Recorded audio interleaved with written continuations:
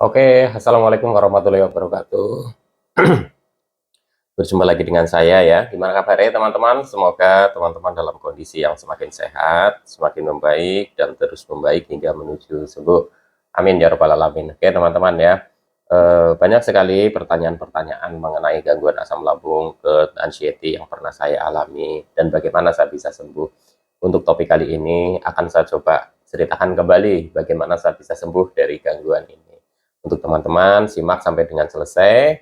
Barangkali nanti ada informasi-informasi yang penting yang bisa menyemangati teman-teman, yang bisa memotivasi teman-teman untuk tetap semangat dalam menghadapi gangguan ini hingga membaik dan sembuh, tidak terlewatkan. Ya, kembali saya sampaikan ke teman-teman, saya bukan dokter, bukan ahli medis, bukan ahli hipnoterapi, juga bukan ahli obat-obatan.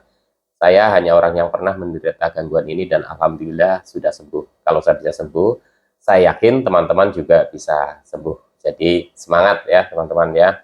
Oh ya, untuk teman-teman yang ingin bergabung di live saya, biasanya saya live itu di sekitaran jam 7, setengah 8 sampai jam setengah 9 ya teman-teman ya. Jadi untuk teman-teman yang belum subscribe, belum aktifkan notifikasi loncengnya, teman-teman aktifkan dulu supaya nanti pas pada saat saya live itu ada pemberitahuan ke teman-teman ya.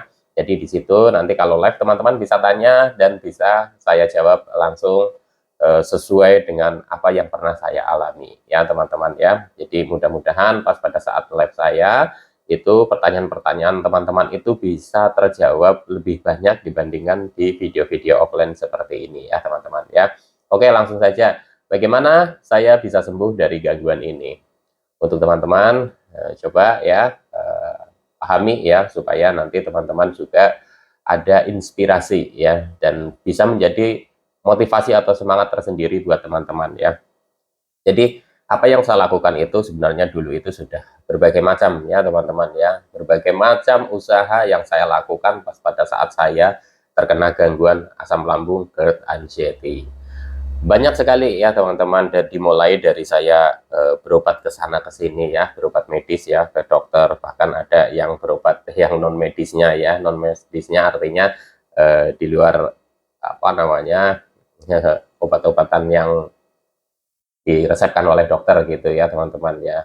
Jadi banyak sekali ya, banyak sekali metode-metode. Saya singkat saja ya teman-teman ya. Dari beberapa metode pengobatan-pengobatan yang pernah saya jalani ya, yang pernah saya alami, bahkan ketika saya berobat itu juga minta obat yang ampuh, obat yang manjur buat gangguan ini, dan saya tidak menemukannya ya teman-teman, tidak menemukannya, karena yang saya harapkan pada saat itu adalah ketika minum obat-obat tertentu itu saya bisa sembuh ya teman-teman ya, dengan waktu singkat bisa sembuh. Ternyata apa yang saya usahakan waktu itu mencari obat yang ampuh, mencari herbal yang ampuh itu tidak ketemu ya teman-teman ya. Jadi mungkin teman-teman ini banyak sekali yang bertanya, Mas obatnya apa? Mas obatnya apa? Nah ini ya teman-teman perlu saya sampaikan ke teman-teman. Setelah beberapa kali pemeriksaan, setelah beberapa kali saya ganti-ganti dokter ini itu dan sebagainya, sampailah ke masa puncak. Masa puncak artinya masa kebingungan saya, masa kebimbangan saya, yang akhirnya saya sering panik attack, yang sering apa namanya ketakutan sendiri ya, terus seperti kayak mau perasaan kayak mau mati mendadak dan lain-lain itu ya teman-teman. Pokoknya campur aduk, itu menurut saya itu udah di fase puncak kecemasan, kekhawatiran saya tentang apa yang sedang saya rasakan, karena informasi-informasi yang sebelumnya ketika saya periksa itu didiagnosanya asam lambung ya teman-teman ya. Dan ketika saya mencoba mencari tahu asam lambung, bahkan informasi dari teman-teman terdekat, saudara-saudara terdekat, katanya asam lambung bisa sembuh dengan ini, dengan itu, sudah saya coba, ternyata hasilnya tidak sesuai yang diinginkan. Sampai dengan pada akhirnya saya mengetahui bahwa saya terkena gangguan asam lambung yang sudah disertai dengan anxiety atau kecemasan berlebih atau gangguan cemas.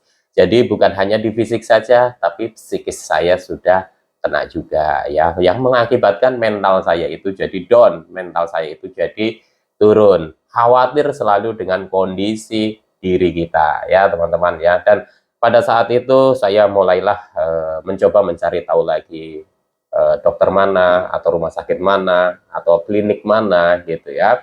Saya itu berusaha terus ya teman-teman, sampai di mana saya itu mengalami yang namanya seperti kayak sudah nggak kuat lagi lah gitu ya teman-teman, karena sudah berbagai macam cara ya, dan kalau saya mencari tahu terus, jadi informasinya itu juga berubah-berubah ya teman-teman ya, ada yang katanya suruh ini, katanya suruh itu dan sebagainya, itu malah menjadi semakin pusing bagi saya ya teman-teman. Dan disitulah saya seperti sudah putus asa ya, saya bisa sembuh nggak sih gitu ya teman-teman ya. Dan pada akhirnya saya mengalami yang namanya itu drop, benar-benar drop ya teman-teman, benar-benar drop, yang saya akhirnya putuskan untuk berhenti bekerja, untuk fokus kepada penyembuhan. Nah, pada saat itu saya itu kan memang istirahat ya di kampung. Dan pada saat itu juga saya itu di kampung itu sudah bisa dibilang itu tidak bisa ngapa-ngapain ya teman-teman ya, sudah hanya bisa berbaring saja di tempat tidur, bangun hanya untuk makan, hanya disuapin ya, nanti tidur lagi. Jadi di situ itu sudah seperti kayak ya sudah tidak ada harapan lagi, sudah banyak saudara-saudara yang kumpul, sudah pokoknya tiap nengok bikin saya sedih. Dan saat itulah yang saya merasa bahwa kayaknya ini saya nggak lama lagi. Sudah sempat terpikir seperti itu. Gimana saya nggak berpikir seperti itu? Bahkan untuk berdiri saja, teman-teman ya, berdiri saja untuk mencoba saya memperbaiki apa namanya diri saya ya, untuk sholat, untuk apa itu saya itu benar-benar nggak kuat ya teman-teman, nggak kuat. Ketika saya mau ke toilet, mau ke kamar mandi, saya harus dipapah ya teman-teman, harus dituntun begitu ya, dan itu juga jalannya pelan-pelan sekali ya teman-teman ya. Dan bahkan ketika jalan itu 1 meter, 2 meter, 3 meter itu nafasnya sudah seperti kayak mau hilang, sudah ngap-ngapan ya teman-teman ya. Nah disitulah saya itu ada ini ya teman-teman, intinya ada masukan, masukan untuk berobat rutin. Saya itu waktu itu berobat ke dokter spesialis dalam atas saran keluarga ya teman-teman. Dan apa namanya, sebelumnya saya memang sudah pernah ke dokter spesialis dalam, tapi memang hasilnya seperti ya belum ada perubahan yang signifikan ya teman-teman ya, karena pas pada saat apa, berobat ke spesialis dalam itu yang saya keluhkan keliengan, lemes, tidak ada tenaga, terus pikirannya itu macam-macam, terus sensasi-sensasi itu saya sampaikan ke semua. Tapi ya sudah diperiksa, cek darah, laborat dan lain-lain, itu katanya juga tidak ada sesuatu hal yang berbahaya apa namanya di diri saya ya teman-teman ya. Yang pada akhirnya itu semakin tambah bingung ya teman-teman ya bagi saya ya. Jadi saya itu semakin bingung, semakin gimana saya itu harus menyikapinya ya teman-teman ya. Dan pada saat itulah saya udah pasrah, akhirnya saya dibawalah ke dokter spesialis dalam. Di sana itu pemeriksaan lagi ya dari awal ya teman-teman ya, pemeriksaan lagi dari awal, terus apa namanya, saya merasakan yang namanya hmm, seperti kegelisahan ya, seperti kegelisahan, seperti kehampaan. Jadi seperti kayak kayaknya sama aja gitu ya teman-teman. Dan setelah pemeriksaan itu, pemeriksaan lagi ya, saya itu didiagnosa oleh dokter saya itu ada gangguan asam lambung yang sudah ada peradangan dan luka lambung. Nah, dari situlah ya teman-teman, saya disarankan oleh dokter untuk berobat rutin. Jadi dokter mengatakan ini kamu harus telaten dulu. Walaupun dokter juga mengetahui saya ada gangguan cemas karena saya selalu mengkhawatirkan dengan kondisi saya. Tapi dokter menyampaikan ke saya, kamu obatin dulu ini. Dan pada saat berobat pertama ke dokter yang saya bilang rutin itu ya teman-teman ya, yang dokter spesialis dalam rutin itu, saya juga dikasih juga yang namanya antidepresan ya teman-teman, obat-obat antidepresan. Nah, setelah saya apa namanya, menjalani pengobatan rutin ini, saya singkat ceritanya ya, pengobatan rutin sampai kurang lebih itu 8 bulan ya teman-teman. Jadi pada saat itu metodenya adalah saya menyembuhkan gangguan organiknya dulu ya teman-teman, organik, karena sudah diketahui bahwa di lambung saya itu ada peradangan, ada luka, itu yang menyebabkan sensasinya yang luar biasa ketika apa namanya, saya sedang apa namanya, telat makan, atau saya itu apa namanya, makan makanan yang tidak cocok di lambung, itu saya luar biasa sekali sensasinya. Jadi kalau muncul sensasi di fisik itu, pikiran juga jadi kemana-mana. Setelah pikiran kemana-mana itu, pikirannya jadinya ya rasanya itu seperti kayak ya kayaknya sudah mau meninggal nih, kayaknya sudah tidak lama lagi nih berpikiran itu setiap hari itu muncul ya teman-teman ya. Jadi teman-teman jangan kaget ketika teman-teman sedang mengalami gangguan asam lambung yang disertai dengan kecemasan, terus pikiran teman-teman itu selalu berpikirnya itu kok apa namanya, selalu mengarah ke apa namanya, kematian, kematian, kematian. Saya pun dulu juga mengalami sama seperti itu, karena kita khawatir dengan kondisi fisik kita ya teman-teman ya. Dan di masa pengobatan itu ya teman-teman, saya itu rutin kontrol ya, dan disitulah saya juga diajari atau diarahkan oleh dokter untuk mencoba sedikit demi sedikit menangani kecemasan secara mandiri ya teman-teman ya. Dari bagaimana saya harus mengatasi rasa takut itu ya, dimulai dari apa yang kamu takutkan. Sebenarnya itu nggak perlu kamu takutkan, walaupun kamu juga susah untuk tidak takut. Artinya saya harus melawan sedikit demi sedikit. Contoh misalkan ketakutan kamu di mana? Ketakutan saya ada sesuatu hal yang berbahaya pada diri saya, tentang kondisi ini, atau sakit, atau apa namanya, jenis sakit yang berbahaya. Dan dokter menyampaikan kamu ini kena asam lambung, ini sedang diobati. Jadi kamu ngapain harus takut? Kamu rutin obat ini nanti juga akan membaik. Dan disitulah ya teman-teman. Jadi sekarang itu saya takut kemana-mana, ke sana takut, ke sini takut, dan sebagainya. Kenapa kamu harus takut? Udah kamu jalanin saja. Itu ya teman-teman ya. Wejangan pertama yang disampaikan itu seperti itu ya teman-teman ya. Jadi seiring berjalannya waktu, saya cek rutin, saya kontrol rutin, terus saya juga konsumsi obat sesuai dengan apa yang diarahkan oleh dokter, apa yang sudah diresepkan oleh dokter, ya saya jalanin rutin ya teman-teman ya.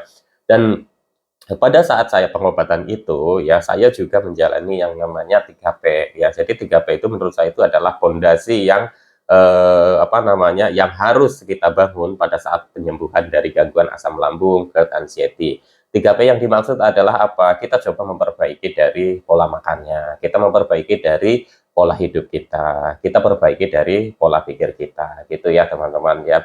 Dan apakah setelah saya berobat selama kurang lebih 8 bulan, semua sensasi hilang atau saya sudah sembuh? Jawabannya adalah belum ya teman-teman ya. Akan tetapi dokter menyampaikan saya. Jadi ketika periksa itu kan selalu di apa, USG lagi gitu ya teman-teman, setiap pemeriksaan itu. Terus nanti diperiksa kadar kembungnya gitu ya teman-teman ya. Dan pada saat setelah 8 bulan itu saya memutuskan untuk berhenti apa namanya, konsumsi obat dokter ya teman-teman ya. Obat dokter saya memutuskan untuk berhenti karena apa, saya rasa sudah semakin enak. Terus saya mencoba mengatasi kecemasan, saya melatih ya, melatih setiap hari ya teman-teman. Yang tadinya saya bangun dari tempat tidur aja, mau berdiri aja sudah kayak mau ambruk, sampai dengan saya itu belajar berjalan sendiri dengan merayap gitu ya teman-teman, merayap tembok ini, saya merayap gitu sampai dengan ke kamar mandi pun saya itu harus mengurutkan tembok itu sampai dengan ke kamar mandi. Dari belajar saya mandi ya teman-teman ya, dari saya mandi itu masih di luar kamar mandi pakai air hangat, terus mencoba belajar untuk mandi di dalam kamar mandi, terus sampai dengan saya belajar mandi dengan air dingin ya teman-teman. Itu juga butuh proses ya teman-teman. Jadi intinya dalam proses pemulihan, proses pengobatan itu kita harus melatih ya teman-teman, dan melatihnya itu harus dengan konsisten. Kenapa saya bilang seperti itu? Karena kalau setengah-setengah itu nanti hasilnya nggak maksimal.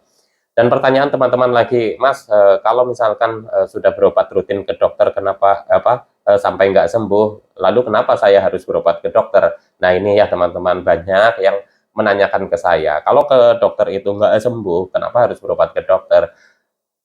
Menurut saya ya teman-teman, berobat atau pemeriksaan ke dokter itu sangatlah penting ya untuk mendiagnosa. Kalau memang faktor gangguan asam lambung kita hanya disebabkan oleh pikiran saja, ya mungkin ketika saya periksa ke dokter itu saya sudah langsung dirujuk ke psikiater ya teman-teman ya. Akan tetapi setelah pemeriksaan itu saya juga di apa namanya, diperiksa itu ada masalah di lambung, peradangan di lambung, luka di lambung. Bahasanya dulu supaya saya tidak khawatir mungkin ya teman-teman, tidak menambah kecemasan saya, itu katanya ada sariawan di lambung. Karena terjadinya di lambung itu, rasanya nggak nyaman itu, jadi kita itu semakin cemas ya teman-teman ya.